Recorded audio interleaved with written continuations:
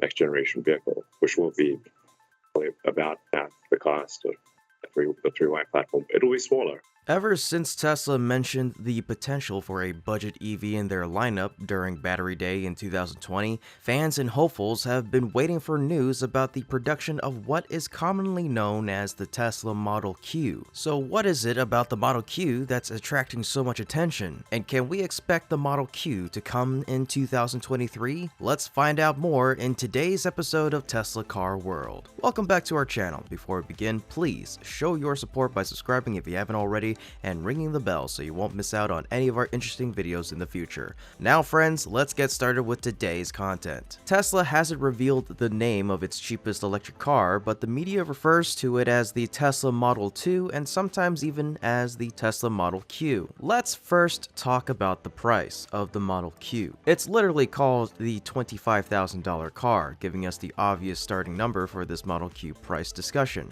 However, a few factors may affect future Model Q pricing. Since the project was originally introduced early in 2020, recent global shortages and rising inflation have wrought havoc on the automotive industry and consumer prices. As a result, Tesla's original target price of $25,000 may be a bit on the low side. For the Model Q, Tesla's price is likely to increase, coming in closer to $35,000 by the time it rolls off the production line, and Elon recently said that it would be about the cost of the 3/Y platform. However, if Tesla manages to keep its promise of a $25,000 base price, then the compact hatchback will undercut many of its main rivals in the segment and even smaller EVs like the European market Peugeot E208 and Honda E-Super Minis. With a budget pricing scheme and the body style of Tesla's competition in the budget EV arena, the Model Q is likely to be a scaled-down version of the Model 3. So then what stands out about the exterior design of the Model Q?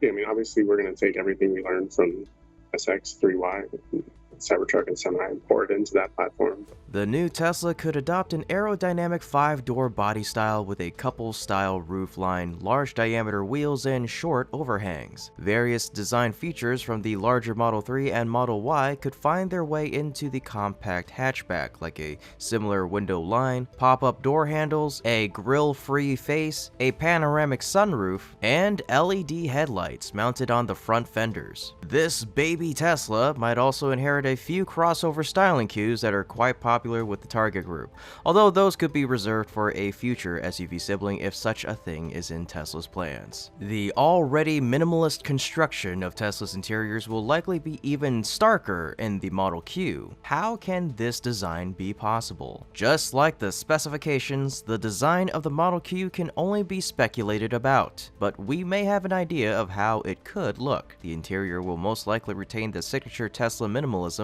with a huge infotainment touchscreen in portrait orientation and not much else.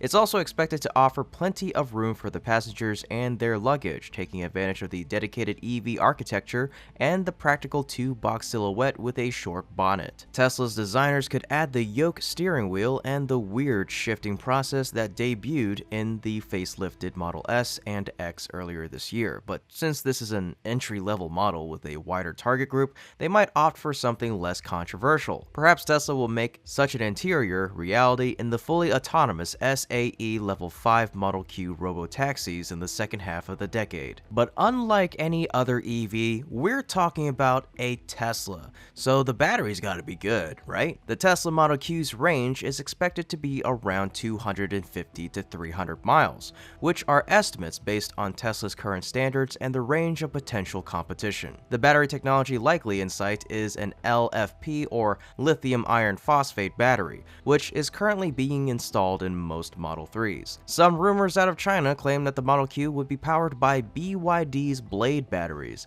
a new battery technology that should help ease consumer concerns about battery fires and charging. Regardless of which of the two battery technologies end up on the Model Q, we can assume that the minimum range of the Model Q will be at least 250 miles, with possible variants that would include a Model Q long range and a performance trim. It should come with the latest in Tesla technology. But then again, it is an entry-level vehicle, so what is there to expect? We guess the high-end trims will likely get the latest advanced driver assistance system tech, including Tesla's autopilot, although it's highly unlikely for the model to be fully autonomous, as Elon Musk was hoping for a few years back.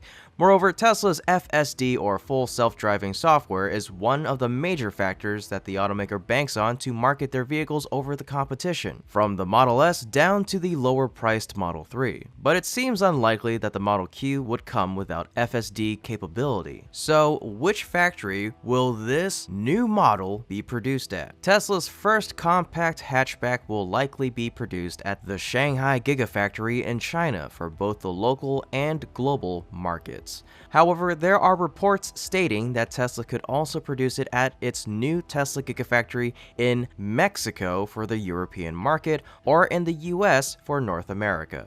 The latter option would make it eligible for up to $12,500 in incentives planned for locally produced EVs, but only if Tesla will allow workers in its US factories to be represented by a labor union. However, you shouldn't expect the Model Q anytime soon. Elon has talked about Tesla finishing the Cybertruck this year and starting production in 2023, which are very likely to be ahead of the Model Q in the pecking order. Unless more evidence surfaces that the Model Q is actually in development in Shanghai, we don't see any reason why it will suddenly surface this year. We likely wouldn't see the production of a small budget Tesla until the end of 2023, or later in any case. I think this timeline makes sense, the reason being that level 5 autonomy is still at best a few years away. By the time Tesla gets to a point where it's able to mass produce its Model Q, level 5 autonomy will start to happen, and it'll be the perfect time for inexpensive robotaxis to start flooding the streets of the world. When Tesla finally starts its production on the Model Q, it's going to be the end of most other electric vehicles, and definitely gas-powered cars. Nothing can compete with this, as Tesla has a staggering technological advantage over everyone. The Model Q will even blow away the Toyota Corolla in sales. What do you think about the possibility of Tesla producing an affordable, entry-level compact vehicle? Do you think it's going to be named the Model Q, or is it going to stick with the Model 2? Let me know your thoughts in the comments section down below. Otherwise, that's it for today's episode. We sincerely thank you so much for watching. And for all of your support of our channel. As always, if you enjoyed our video, please leave us a like, share the video, subscribe to the channel, and ring that bell to stay up to date on exciting developments in the world of EVs and green technology. Once again, we thank you so much, and until the next time, take care and be safe.